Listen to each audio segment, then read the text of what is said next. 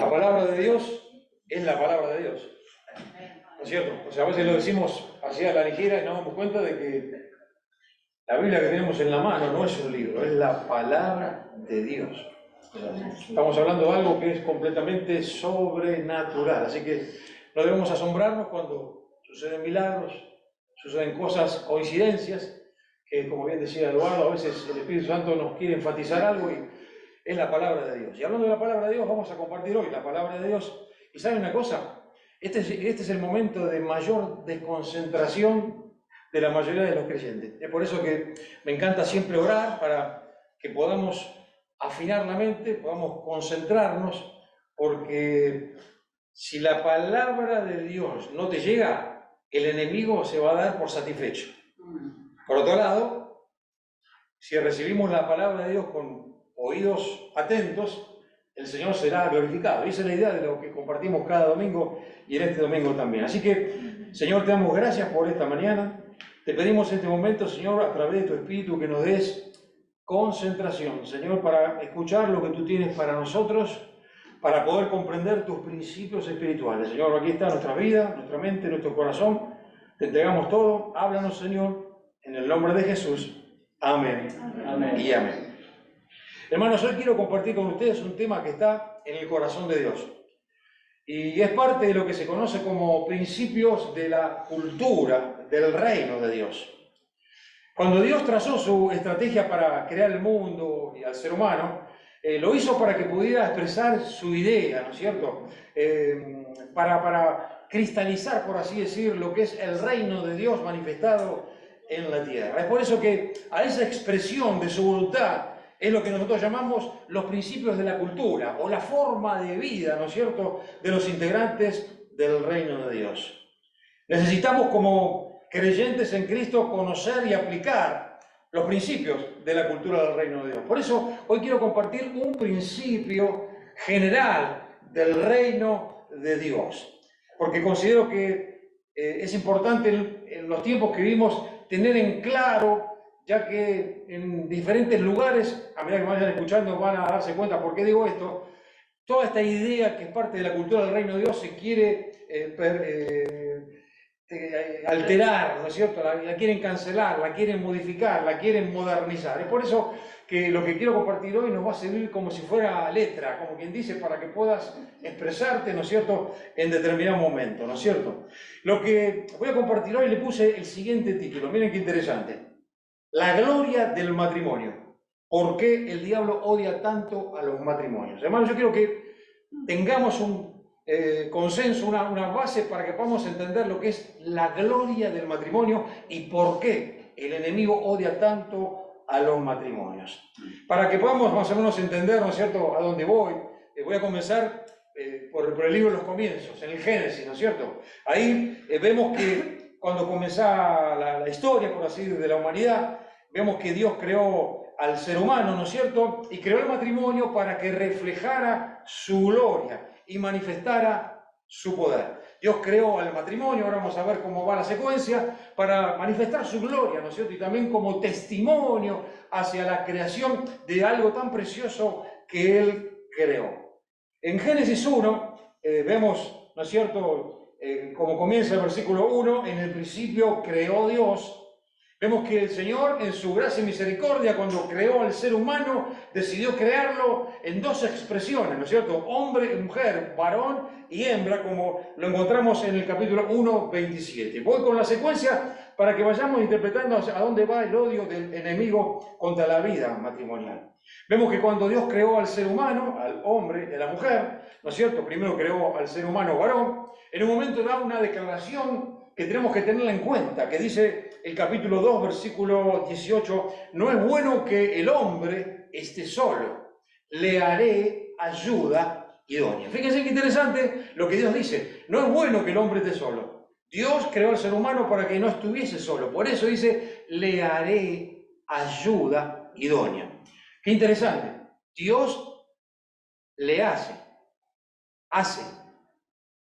ayuda, no idiota, ayuda idónea. Interesante el concepto de cuando Dios establece, ¿no es cierto? No es bueno que el ser humano, hablemos genéricamente, esté solo. Le voy a dar una compañera, un compañero, una ayuda que sea idónea. La ayuda idónea tiene que ver no con la sirvienta o el sirviente preferido. Es como, por ejemplo, ¿vieron? Si uno quiere empujar algo muy pesado, que le pide ayuda a alguien. Escúchame, lo aguanto más, soportame por favor. Y viene la otra persona y te ayuda y colocamos la caja pesada en el lugar. La ayuda idónea fue determinante para que podamos cumplir la misión. Ese es el concepto de Dios de la ayuda idónea, ¿no es cierto? Traer a alguien a la vida que se fusionen, ¿para qué? Para que juntos puedan lograr el cometido que Dios quiere para cada matrimonio. Así que un buen coach. Un buen coach. Lo que sí acá, en realidad es mucho más que un coach, porque mirá qué interesante lo que dice acá. Dice, por tanto dejará el hombre a su padre y su madre. Estoy leyendo en Génesis 2, 24, 25. Y se unirá a su mujer y serán una sola carne. Fíjense lo que sucede.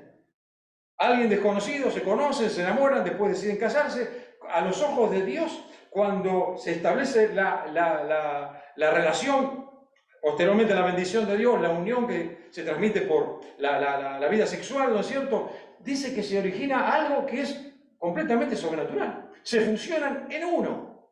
O sea, a los ojos de Dios no son dos, sino que son uno. ¡Wow! Es por eso que es lo que se conoce que manifestamos o practicamos la monogamia, ¿no es cierto? La palabra griega que significa mono, humo, ¿no es cierto? Es decir, la relación de un hombre y una mujer. Me van siguiendo cómo va el patrón de Dios, ¿no es cierto? Para que podamos entender hacia dónde va el menosprecio y el odio del enemigo. Entonces, hermanos, bajo ese patrón que Dios creó al ser humano, hombre, mujer, en un momento determinado, Dios decide que ya no es más tiempo de estar solo, le provee una compañera, un compañero idóneo, se unen. Ahí está básicamente el fundamento para que ese matrimonio manifieste la gloria de Dios. Pero hay mucho más, porque yo quiero hablar acerca de dos aspectos de la gloria del matrimonio. Comienzo con la primera. La primera gloria del matrimonio, ¿cuál es? Precisamente lo que acabo de decir. Sucede algo milagroso, hermano. Como resultado de la unión entre el hombre y la mujer, a los ojos de Dios se hacen uno. Esas dos personas se fusionan. Ya no son dos. Humanamente sí que son dos. Vemos al varón, vemos a la mujer, el esposo, la esposa, pero bajo la óptica divina creacional son una sola persona. Y esto se forma, lo que dice la palabra, fíjense en Eclesiastés 4:12, que dice, cordón de 3 dobleces no se rompe pronto. Acá vemos que hay resumido lo que Dios hizo creacionalmente. Dice un cordón de 3 dobleces. 3 dobleces, ¿cómo? ¿El matrimonio son de 2? No, el matrimonio de 3. Dios primero, el hombre y la mujer. A los ojos de Dios el matrimonio es un triángulo, yo lo defino de esa manera.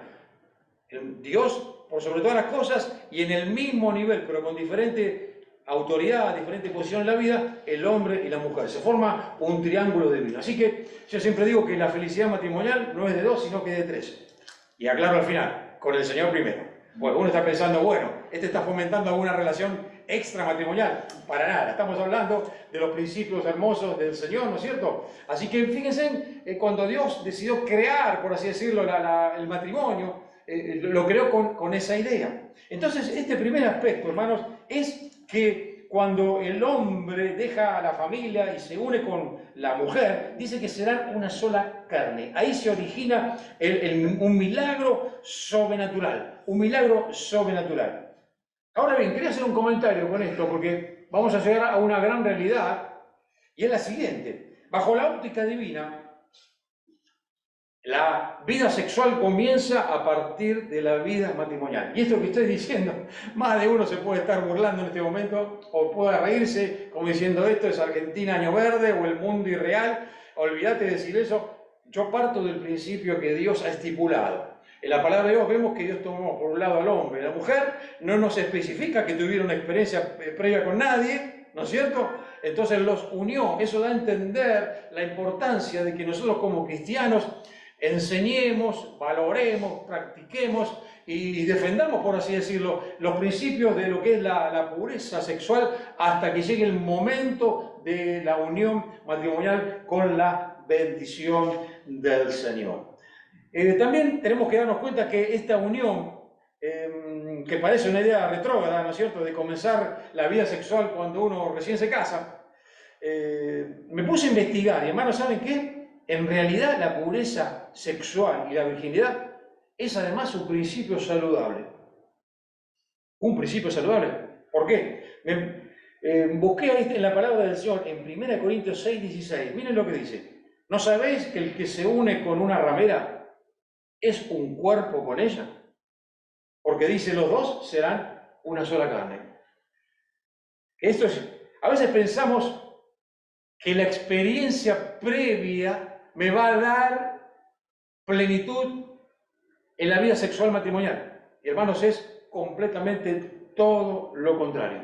La mayoría de los matrimonios que tienen problemas sexuales es porque, cuando empezamos a chequear, es que han tenido generalmente, previo al matrimonio, experiencias con diferentes personas o con una sola, pero no han comenzado su vida sexual desde la vida matrimonial. Esta es una de las causas principales de problemas sexuales en el matrimonio. ¿Por qué? Porque, hermano, basado en lo que estamos diciendo, dice que el que sale con una ramera podemos poner cualquier persona que no sea el esposo y la esposa, a partir de la bendición de Dios, el matrimonio, se transforma en una sola carne. Es decir, que cada experiencia sexual que la persona ha tenido fuera del matrimonio es como que le ha quedado pegado resabios de la otra persona que quedan para siempre. Y esto es algo bien peligroso porque la transferencia de demonios, entre otras cosas, se origina a través de la perversión sexual. O sea, ustedes me entienden entonces, ¿no? Vemos que a esta clase de personas es necesario administrarles para que puedan purificar, santificar, alinear su vida sexual con los principios de Dios. Caso contrario, estas personas están en un serio problema de continuar, por supuesto, con los problemas sexuales, etcétera, etcétera. Nosotros con Rosa siempre recomendamos, cuando tenemos la posibilidad de hablar con gente que se quiere casar, a que hagan una santificación previa, en el sentido de que cada uno se examine ante el Señor para limpiar, renunciar, cancelar todo, para que comiencen foca cero. Y también matrimonios que vienen a los pies de Cristo después de casar, después de varios años de estar casados, ¿no es cierto? También es necesario ministrarles para que, si ellos están teniendo, por ejemplo, problemas matrimoniales de índole sexual, podamos ahí, con la ayuda del Señor, con el trabajo pastoral, poder ministrarles para que ellos puedan ser restaurados, sanados y puedan disfrutar de algo que Dios preparó para una completa bendición dentro del marco matrimonial. Hermanos, completo esta idea, ¿no es cierto?, de lo que estamos hablando, de la gloria del matrimonio. Es algo glorioso que Dios... Pero vemos que el enemigo lo ha manchado, el enemigo lo odia, el enemigo lo pervierte, por eso vemos tanta proliferación de la promiscuidad. Hoy hablar de alguien que sea virgen, de que alguien se cuide para el matrimonio, sería que le digan que es un tonto, etcétera, etcétera, que lo que no se usa se atrofia. Caen tantas mentiras, ¿no es cierto?, que se dicen que si nosotros en Cristo no estamos bien parados con lo que Dios dice, podemos hasta empezar a cohabitar con esas mismas ideas que no corresponden al reino de Dios. Entonces, hermanos, el primer aspecto de la gloria del matrimonio es la manifestación del milagro que se produce cuando dos personas de diferente sexo y personalidad deciden unirse en matrimonio. Esa es la gloria de Dios manifestada como testimonio. Es por eso que el enemigo odia ese testimonio público caminando, que es un matrimonio que camina en unidad. ¿Y qué comienza a hacer? Lo comienza a atacar, intenta destruirlo, comienza a aniquilarlo, y ya sabemos la historia de lo que lamentablemente puede suceder. Y el último aspecto de la gloria del matrimonio, un segundo aspecto, es algo que lo tengo reflejado en el libro que tenemos publicado con Rosa. Tenemos un libro publicado que se llama El matrimonio bendecido por Dios. Aparece mi nombre, pero si hablamos de matrimonio, yo puedo hablar con lo que vivo con Rosa, ¿no es cierto? Este libro fue publicado en 1993 y fue ampliado en sus páginas en el 2011. Publicado por una editorial de acá de los Estados Unidos, editorial Unirid, se llama El matrimonio bendecido por Dios. Ahí yo tengo un extracto de algo que he escrito, que me puse a escarbar, y habla acerca del segundo aspecto de la gloria del matrimonio. El segundo aspecto de la gloria del matrimonio es que el matrimonio, hermanos, es la expresión visible ante la sociedad de la relación profunda que existe entre el Señor y su iglesia. ¿Me escuchó muy bien? El matrimonio es la imagen física que la gente tiene, y aún hasta la hueste espiritual de maldad lo vean, que así como el matrimonio está unido, así es la relación que tiene Cristo con su iglesia. ¿Van entendiendo ahora por qué viene esa ola de ataque contra los matrimonios? ¿Porque hay tantos matrimonios destruidos? Porque el enemigo no tolera que estas dos glorias le pertenezcan al Señor. Estaba viendo en Efesios 5, 22, 33, que son 4 versículos más abajo de Efesios 5, 18, que dice, sé lleno del Espíritu. Pero bueno, ahí comienza a hablar 4 versículos más abajo, que la vida llena del Espíritu se vive de las puertas de la casa para adentro. Después la vivimos en la iglesia. Por eso comienza diciendo las casadas, maridos. Es un texto que muchos lo conocemos, ¿no es cierto? En Efesios 5, 22, 33. Y fíjense cómo en esa cantidad de versículos, que voy a omitirlo por causa del tiempo, voy a mencionar las similitudes. Por ejemplo, dice, las casadas estén sujetas a su propio marido como al Señor. Va relacionando el trato del ser humano con el Señor y Dios con su iglesia. Después dice, porque el marido es cabeza como Cristo es cabeza de la iglesia. Fíjense que habla de un paralelismo. Matrimonio, iglesia, relación con Cristo. Después dice, amad a vuestras mujeres, así como Cristo amó a la iglesia. Después sigue diciendo que el varón tiene que sustentar, cuidar a la mujer, como también Cristo a la iglesia. Y después dice, grande es este misterio. Y no se refiere al misterio de la relación de Cristo con la iglesia, sino que se refiere al misterio de la primera gloria que yo mencioné, que es la fusión de dos personas que a los ojos de Dios se transforman en uno, en algo tan maravilloso. Hermanos, allí, como les dije en mi libro, en la página 198, yo digo lo siguiente, que creo que es bueno acotarlo para ir terminando. Acá lo tengo escrito, dice acá, la iglesia de Jesucristo es la expresión visible de quién es Jesucristo y lo que hace. De la misma manera, el matrimonio es la expresión visible de la relación entre el Señor Jesucristo y su iglesia. Por eso, no deben extrañarnos los ataques de todo tipo que han recibido y siguen recibiendo los matrimonios. Los altos índices de divorcios y separaciones hablan por sí solos. El propósito de Dios es que los matrimonios cristianos sean un testimonio vivo para el mundo. Cuando somos felices en nuestra vida matrimonial, no solo glorificamos al Señor, sino que estamos dando testimonio de la unión y relación que existen entre el Señor Jesucristo y la iglesia. ¡Wow! ¡Qué realidad! ¿No es cierto? Que lo escribí hace tanto tiempo y lo refloté para poder compartirlo con ustedes en esta mañana. Hermanos, esto implica la dimensión de los ataques contra el enemigo. Él no tolera ver un matrimonio unido. No tolera ver un matrimonio porque le recuerda la relación que el Señor Jesucristo tiene con su iglesia, de la cual es la cabeza. Y para terminar, hermanos, quizás que puedas estar diciendo, bueno, pero con lo que me está diciendo no me conviene casarme porque me meten problemas. No, no es la idea, ¿no es cierto? La buena noticia, ¿saben cuál es? Está en Mateo 16, 18, cuando Jesús dijo, las puertas del Hades, las puertas del infierno no prevalecerán contra mi iglesia. Y si decimos que el matrimonio es una figura de Cristo con su iglesia, así como la iglesia no va a ser destruida, el principio matrimonial jamás será destruido. Esto es un decreto espiritual que nada ni nadie lo podrá contradecir. Hermanos, es por eso que quería compartirles en esta mañana este principio del reino de Dios. Este es un principio general. No estoy hablando de situaciones especiales que requieren la atención pastoral para ver qué hacer con matrimonios que están en crisis, etcétera, etcétera. Yo hablo de un principio general. ¿Cuál es el principio general de Dios? Del cual todos tenemos que tener la letra para saber cuándo hablar. A veces, más que condenar a otros, más que criticar, ¿no es cierto? Uy, mirá vos, ahora esto que lo otro. Es bueno que nosotros hablemos de lo que creemos, hablemos de lo que sabemos con fundamentos de la palabra de Dios, porque lo que Dios ha decretado, no hay diablo inmundo que lo pueda destruir.